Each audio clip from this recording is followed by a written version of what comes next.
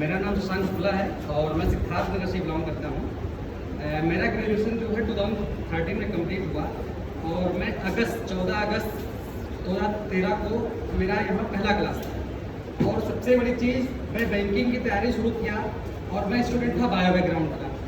तो मैं जब गाँव से निकला, मुझे नहीं पता था कि IBPS होता क्या है।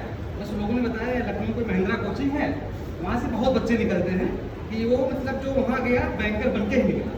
तो गांव में जो एक इमेज थी, मैं बिना कुछ सोचे समझे कि क्या उसका सिलेबस है, क्या होता है एग्जामिनेशन का, क्योंकि मेरे घर में मोस्टली लोग टीचर नहीं है, तैयारी ऐसे फील्ड में कोई था नहीं। तो मैं भी वहाँ से जो बोलते हैं किसी कहने पर आ गया, तैयारी में शुरू किया। पहला क्लास है, शाम को 7 बजे था मेरा सर, और उसमें जो एक संतोष शुक्ला सर GS पढ़ाते थे। जब पहली बार का CRR का नाम सुना तो मुझे बहुत अच्छा लगा कि टर्म को सुनकर CRR या RRR, रिवर्स रेपो रेट, तब बहुत अच्छा लगा। तो 3 इडियट की मूवी जब मैं देखा बाद में कि सर बहुत मज़ा आ रहा है, वही सीन मुझे याद आया। पता तो कुछ नहीं समझ में आ रहा है, लेकिन बहुत मज़ा आ रहा है। उसके बाद सर रियल वो जब हुआ कि जब आपका क्लास के लिए जब पता चला कि अंजन सर हैं, तो उनकी क्लास अगर कोई ज्वाइन कर ले तो मैथ तो बहुत अच्छा होता है। एक तो मैं बायो का स्टूडेंट, सिंप्लीफिकेशन तक नहीं समझ में आता था। 2 से 3 साल लगातार मैं बेसिक चीज़ों पर काम करता था और मेरे साथ के सारे दोस्त 2 से 3 साल में 5 से 7 दोस्त मेरे थे, जिसमें से सबसे पहला नाम अनुराग पांडे, वो बैंक ऑफ इंडिया में मतलब मैनेजर हैं। उसके पहले वो देना बैंक में थे, सिंडिकेट बैंक में वो मतलब हुए थे। उनका रोल सबसे ज़्यादा रहा। ST का मुझे ज़्यादा आइडिया नहीं था। ST का उन्होंने बताया कि बिना स्पीड टेस्ट के आप बैंकिंग में आए हो तो मतलब कुछ नहीं, ST ही मेन है। तो उनके कहने पर स्पीड टेस्ट को 3 साल के बाद फॉलो करना था। 3 साल मतलब मैं सब गाइडेंस के अभाव में मैं भटकता रहा, केवल रिज्वाइन करता रहा। जो सर 4 क्वेश्चन पढ़ा दिए, बस मुझे लगा कि सिंप्लीफिकेशन पर लिए, प्रॉफिट लॉस में 100 रुपये भरे थे, 120 में भेज दिया, 20% का प्रॉफिट, बस लगता था कि हाँ यही है। लेकिन जब रियल एग्जाम में आप बैठो तो कोई बेसिक चीज़ें, जब तक आप खुद से तैयारी नहीं करोगे, खुद से जितनी आप स्टेज देंगे, मतलब जितने क्वेश्चन आपके सामने से गुजरेंगे, उसके बाद आप तभी समझ पाओगे कि कॉम्पिटिशन क्या है। और फाइनल सिलेक्शन लेते लेते मुझे 10 साल हुए, लेकिन मैंने कभी हार नहीं माना। 15वां मेरा ऐसा एग्जाम है जिसमें मैं जाके चाहे आधा नंबर से रुकता था, 15वें एग्जाम में मैं जाके फाइनल सिलेक्शन मेरा हुआ है। और जब हुआ मेरा इसमें लेखपाल में भी अवेटेड है फाइनल रिजल्ट, मेरा DV के लिए क्वालिफाई हुआ है, उसमें 6 नंबर मेरे को टॉप से ज़्यादा है। मेरा 81 पॉइंट समथिंग है सर, और 75.75 कट ऑफ। और 2017 में मेरी पहली सफलता एक्सिस बैंक असिस्टेंट मैनेजर के रूप में, उसको मैं मेंशन फिलहाल नहीं किया इसलिए, क्योंकि मेरे लाइफ का उद्देश्य था कि कोई गवर्नमेंट सेक्टर में मुझे जाना है। मैं सब कुछ टिकट कर लिया था बेंगलोर में ट्रेनिंग के लिए, एक्सिस बैंक के लिए, लेकिन मुझे लास्ट में खुद से फीलिंग्स नहीं आ रही थी क्या गवर्नमेंट जॉब में मुझे जाना है। मैं अपने यहाँ का टॉपर रहा हूँ एकेडमिक तक, और मैं प्राइवेट का कोई भी कर सकता है। लास्ट में जब मेंटेलिटी गाँव के स्तर की होती है, उसको पूरा करने के लिए मैं फिर से दिन रात एक मेहनत। उसके बाद लाइब्रेरी का कॉन्सेप्ट आया। लाइब्रेरी मेरे सफलता का सबसे मूल मंत्र है। वो कहते हैं ना कि आप अपने अंदर खुद से झांक कर देखो कि आपने कितना मेहनत किया। क्लास में तो सभी लोग 50 स्टूडेंट बैठते हैं, उसमें से 1 ही 2 बच्चे सिलेक्ट होते हैं जो खुद से देखिएगा मेरा सबसे वीक पॉइंट क्या है, उस पर अगर कोई काम कर लेंगे। फिर मैं लगातार ST देता रहा। उसके बाद मेरे एग्जाम लगातार निकलते रहे। मेरा भी NTPC लेवल 2 में मेंस क्लियर था, लेवल 5 में क्लियर था। टाइपिंग में मैं जाके फाइनल टाइपिंग से बाहर हूँ, भी उनकी गलती की वजह से। मेरा 12 नंबर का टॉप से ज़्यादा था। हल्द्वानी में सेंटर था, मेरा स्पीड 42 है इंग्लिश में, तो 30 मांगा था, लेकिन मिस मैनेजमेंट की वजह से मैं वहाँ से बाहर हूँ। इसकी वजह से मैं ग्रुप D का एग्जाम नहीं दिया। मैं इतना डिप्रेशन में चला गया कि लेवल 5 का आदमी सोचा था, अब लेवल 1 का एग्जाम कैसे है। फिर डिप्रेशन में मैं चला गया एकदम से, समझिए। फिर हाई कोर्ट की वैकेंसी आई, और फिर मैं उसको मतलब बिना तैयारी के, जो बोलते हैं ना कि अब भगवान का नाम लेकर, जो कहते हैं ना ईश्वर पर केवल श्रद्धा देकर मैं गया। 77 का टॉप था। प्रीलिम्स में मेरा 89 मार्क्स था। मेंस में 61 के आसपास, मेरा लगभग 70 के आसपास। कट ऑफ से मैं हमेशा ज़्यादा रहा। लेखपाल में 75.7 कट ऑफ है मेरा, 80 पॉइंट समथिंग है, 81 पॉइंट समथिंग।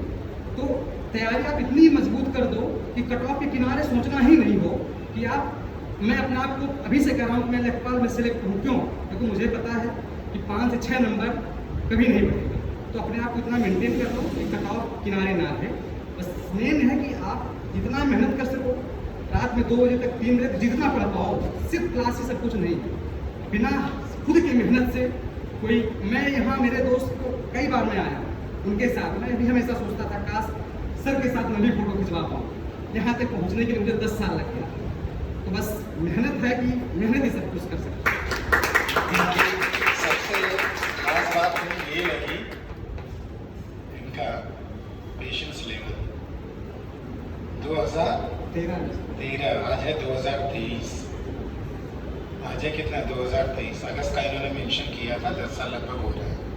हाँ, इतनी समय तक पेशेंस रखना, एग्ज़ाम के प्रति इतना डेडिकेशन, तैयारी के प्रति इतना डेडिकेशन रखना, ये अपने आप में एक अलग लेवल क्या ही क्या कहते हैं ना, सेल्फ कंट्रोल है कि नहीं, अपने आप को कैसे संभाला होगा। आजकल तो ये 6 महीने में सब धराशायी हो जाते हैं, नहीं होगा छोड़ देते हैं सब। नहीं सर मेरा नंबर नहीं बढ़ रहा है, बढ़िया बहुत परेशान है, ठीक, आजकल 6-7 महीने में परेशान हो जाते हैं। लेकिन ये नहीं, अभी हम बार बार यही आपको मानसिकता रखनी है कि पहले तो 3 महीने में कोर्स को समझने में क्या आता है क्या नहीं आता, किन पे फोकस करना किन पे नहीं करना है, किस क्वेश्चन को ईगो पे लेना है किसको ईगो पे नहीं लेना है, ये सब समझने में लग जाता है। पहले 3 महीने समय दीजिए और वो भी पूरा एसटी के साथ, तब आपको चौथे महीने से सब समझ में आने लगेगा कि एग्ज़ाम के हिसाब से हमें अपने आप को अलाइन कैसे करना है, ठीक है, अपने आप को कैसे मेंटली प्रिपेयर करना है और कंटेंट वाइज प्रिपेयर करना है। गाइडेंस के लिए देखो, हमेशा टीचर गाइडेंस के लिए रहते हैं। कंटेंट के प्रति जो आपको गाइड किया जा रहा है उसको आपको जाकर खुद ही प्रिपेयर करना होगा। इस दुनिया क्या, आप विश्व की बात कर लो, ऐसा कोई आज तक टीचर है ही नहीं जो किसी का सिलेक्शन करा दे एक दिवसीय परीक्षा में, कोई नहीं है। अगर कोई कहता है कि हमारे पढ़ाने से बच्चे का सिलेक्शन हुआ तो सरासर झूठ बोल रहा है। यहाँ पर सबको पढ़ाया जा रहा है, क्यों 2 लोग सेलेक्ट हो रहे हैं, क्या हमने उन 2 लोगों को पढ़ाया? नहीं, उन 2 लोगों ने ही केवल पढ़ा इसलिए सिलेक्शन हुआ, ठीक है ना।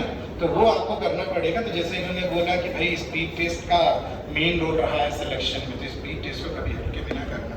अगर आपको बार बार स्पीड टेस्ट के लिए कहना पड़ रहा है तो समझ जाओ क्या कर रहे हो। लेकिन एक चीज़ हमें इनकी खराब लगी भाई, उस समय मालूम होता तो उनको बोलता कि 3 साल के बाद ये स्पीड टेस्ट देना शुरू किया। 3 साल के बाद स्पीड टेस्ट के लैब में आए। अगर पहले से लैब में होता तो हो सकता था इतना समय ना लगता। नहीं, कभी कभी क्या होता है, कभी कभी आपको कॉलेज से निकलने में घर पे ही बिटिया, कभी कभी कॉलेज के लिए निकलने में घर से देरी हो गई तो बहुत देरियां बीच में होना शुरू हो जाता है, होता कि नहीं। लेकिन अगर हम थोड़ा सा बफर लेके चलते हैं ना तो समय पहुंच जाते हैं, रिलैक्स भी हो जाते हैं। तो जो 5 मिनट की देरी हुई ना, जानते हो कितना बन जाता है? आधे घंटे 45 मिनट बन जाता है। वही इनके साथ हुआ है। इन्होंने 3 साल की देरी की स्पीड टेस्ट को समझने में और वो खींच के 10 साल बन गया। हो सकता है कि अगर वो इतना देरी न किए होते, शुरू के 1 हफ्ते 1 महीने, अरे चलो 2 महीने भी कह रहे हैं या 1 महीने भी कह रहे हैं, उसके बाद भी अगर स्पीड टेस्ट पर ध्यान दिया होता तो हो सकता है वो 3 साल भी नहीं जाते, 2 साल के अंदर समीक्षा लगा था, जैसे कि बाकी 6 दोस्तों का हुआ है। 7 लोग थे ना, सब साथ में सामने दिखे थे, सब तैयारी कर ही रहे थे, सब ग्रुप था। उस समय गाड़ा बंडा खुल गया, नीचे लाइब्रेरी थी, बगल में लैब था, 175 लैपटॉप थे। नहीं, लाइन लगी रहती थी, नहीं लाइन लगी रहती थी। हम लोग का महिंद्रा का जब बुक नहीं पता था सीट, हम लोग फर्जी में मैसेज भेज के करते थे यहाँ से। हाँ सही बात है, पहले बुक करना पड़ता था एसटी पोर्टल से, ठीक है ना, तो स्पीड टेस्ट बुक नहीं हो पाता था। ये लोग एसटी के लिए इतना पागल होते थे, लाइन लगी रहती थी, दूसरे का मैसेज कॉपी करके भेज के अपने को दिखा के फिर जाते थे स्पीड टेस्ट देने। अच्छाई के लिए कुछ झूठ बोलना बुरी बात नहीं, अच्छाई के लिए आप अच्छाई के लिए कर रहे हो ना भैया। एक बंदा उठता नहीं था, एक बच्चा उठता नहीं था, तो ऐसे ही एक जाके बैठ जाता था। 175 लैपटॉप और उसके ठीक बगल में study room, pin drop silence. उस समय अगर माहौल देखे होते तो भैया कहते इसीलिए ना सबकी फोटो लगी हुई है, सबकी फोटो देख लो, चाहे इंक्वायरी सेक्शन में देखो, चाहे उधर देखो, चाहे गेट के बाहर देखो, सबका ऐसे ही है, ठीक। तो ये बताओ टर्निंग पॉइंट क्या रहा सिलेक्शन में? सबसे मेन टर्निंग पॉइंट कहाँ से तुम्हें ये लगा कि नहीं अब हमें सिलेक्शन की तरफ होगी, इसलिए मेरा सिलेक्शन हुआ, ऐसा किए थे इस वजह से सिलेक्शन हुआ? सर मेन मेरा जो टर्निंग पॉइंट रहा जब से लाइब्रेरी का कॉन्सेप्ट आया, यहाँ से जब एक स्पेशल बैच आप सब चलाए थे अभी 3-4 साल 5 साल पहले इस जो एग्ज़ाम के थ्रू होता है, नाम नहीं याद है उसका, मैक क्लासेस, मैक का पेज होता है। मैक, हाँ मतलब मैक भी स्टार्ट हुआ था, पहले बैच में सब था। याद है। उसके बाद नया लाइब्रेरी हुआ, तब यहाँ से एक बात बताओ, उस समय मैथ में कितने बच्चे हुआ करते थे? शायद इसी क्लास में हाँ, तो पहले बैच में कितने बच्चे थे मैथ में? 40-50। ठीक। और दूसरा और तीसरा बैच बना तो ये और पूरा भरा हुआ था। पहले स्टार्टिंग में कम लोग सिलेक्ट हुए थे उसमें। तो सर वहाँ के जैसे पहले होता था कि यहाँ से पढ़ कर गए, फिर अपना रूम पर खाए पिए सो गए, मौज मस्ती लगा के पढ़ाई तो हो ही गई। लेकिन जब से लाइब्रेरी का कॉन्सेप्ट आया, मैं पहली दिन सर 9 बजे बैठा लाइब्रेरी में, शाम को मैं 6 बजे उठा। मैंने कहा यार इतनी क्षमता मेरे अंदर है, मुझे खुद नहीं पता था कि मैं इतना पढ़ सकता। एकेडमिक में बहुत लोग पढ़ते हैं, लेकिन उसी के बाद से सर मैंने कभी पीछे मुड़कर देखा नहीं। लाइब्रेरी करना है तो करना है, मिनिमम 10 घंटा। उसके बाद में लगातार पढ़ता गया, कुछ भी हो, कोई मतलब बहुत दिवाली बहुत होली, उसके बाद मैंने त्याग दिया। तो कहते हैं कि कुछ पाना है तो खोना पड़ेगा। उसके बाद 17 के बाद मुझे समझ में आया वो सारी चीज़ें। फिर मैं लगातार तब से सर मैं भी 10 दिन का मुझे टाइम मिला है वीडियो के एग्जाम के लिए। मैं सिद्धार्थनगर मेरा घर है, मैं 10 दिन के टाइम पे यहाँ पे लाइब्रेरी ज्वाइन किया। उसका इतना मुझे खुमार सवाल होगा कि बिना लाइब्रेरी के सनक होनी चाहिए, सनक हो गई है मुझे। जबकि सब बस, लोग बोलते हैं कि यार तुम घर पर नहीं पढ़ सकते हो, बिना लाइब्रेरी के कह दो कोई सिलेक्शन ले ले इस समय, क्योंकि सारे बच्चे लगे हुए हैं। आप 4 घंटा पढ़ रहे हो, कोई 10 घंटा पढ़ रहा है, वही किताब वो भी पढ़ रहा है, आपको भी वही पढ़ना है। तो आपको बिना पढ़े वो लाइब्रेरी का मतलब आप अपने आप में देख रहे हो कि कितना आप मेहनत कर रहे हो खुद से। लाइब्रेरी से आप क्या समझे? जहाँ पे वो जगह जहाँ पे आप अपने आप को पूरा फोकस्ड कंसंट्रेट कर सको, वो जगह कोई भी हो सकती है। ठीक है, क्योंकि बहुत ऐसे भी बच्चे हैं, सुबह से शाम में बहुत ऐसे बच्चे हैं जो बच्चे ट्यूशन पढ़ा के पढ़ रहे हैं और यहाँ रह रहे हैं, और अपनी रूम को भी लाइब्रेरी बना रखी है। एक दोस्त है, उसको भी साथ बैठा लिया, शुरू हो गए, चलो 10 घंटा डिस्कशन किया, या GA डिस्कस किया, क्वेश्चन डिस्कस किया, और फिर बाकी 2 से 3 घंटा आते सेल्फ स्टडी। तो बेटा कुछ पाने के लिए कुछ खोना नहीं है। अब नया पैटर्न है, जिस चीज को पाना है उस चीज को जीना होगा। ठीक, प्रैक्टिस आदमी को परफेक्ट नहीं बनाता, ये पुराना पैटर्न है। नया पैटर्न है, परफेक्ट प्रैक्टिस ही आदमी को परफेक्ट बनाता है। That is very important. और इस दुनिया में कोई परफेक्ट नहीं है, ठीक है ना, बट नियर टू परफेक्ट तो हम बन सकते हैं ना। तो टेक्नोलॉजी से जुड़े हुए हो तो इस भुलावे में मत रहना कि पढ़ने में बहुत अच्छे हैं। सब कुछ बना बनाया मिल रहा है, भाई PDF हो, PDF भाई, कंटेंट हो, कंटेंट, सब कुछ क्या मिल रहा है? बना बनाया मिल रहा है ना, और उसी को पढ़ ले रहे हो। महसूस किए कि नहीं, आपके साथ किए कि नहीं, ये कभी सोचे हो? 4 नॉलेज अगर हो गया तो क्या वो आ गया? अरे ये पता करो कि वो रिप्रोड्यूस कर पा रहे हो कि नहीं एग्जामिनेशन हॉल पे under time pressure. That is very important. और उसके लिए बेटा ना लिखना पड़ेगा, नोट्स बनाना पड़ेगा।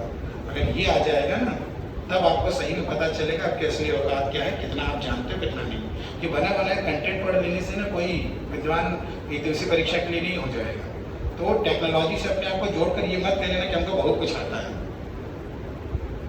कुछ सब कुछ बना बनाया अगर मिल रहा है तो उसका फायदा कम मिलेगा।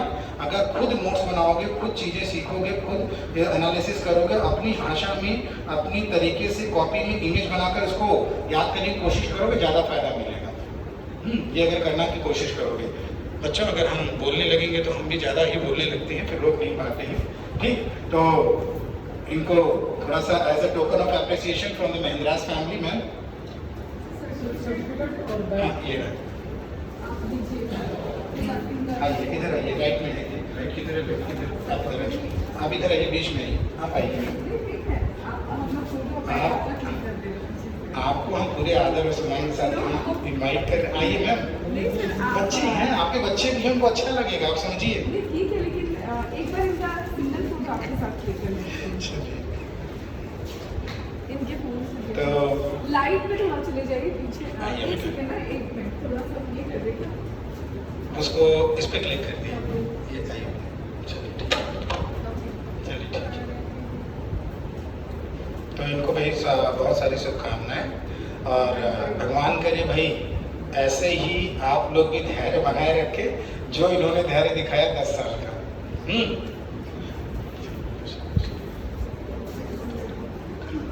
सर आइए। मैम मैम सर आइए, यहाँ आइए, यहाँ आइए, क्या हो आप गया? यहाँ आइए, ठीक है। आइए, इधर आइए मैम, इधर आइए, इधर आ जाइए, इसको सीधा रखिए। सर्टिफिकेट हाँ सर्टिफिकेट ठीक, मेरे फोन से ले लीजिए, मुझे सही है। हाँ आप यहाँ इसको इसको पकड़िए, इसको पकड़िए, सर्टिफिकेट को पकड़िए, आप उस हाथ से पकड़िए। हाँ अब ठीक है।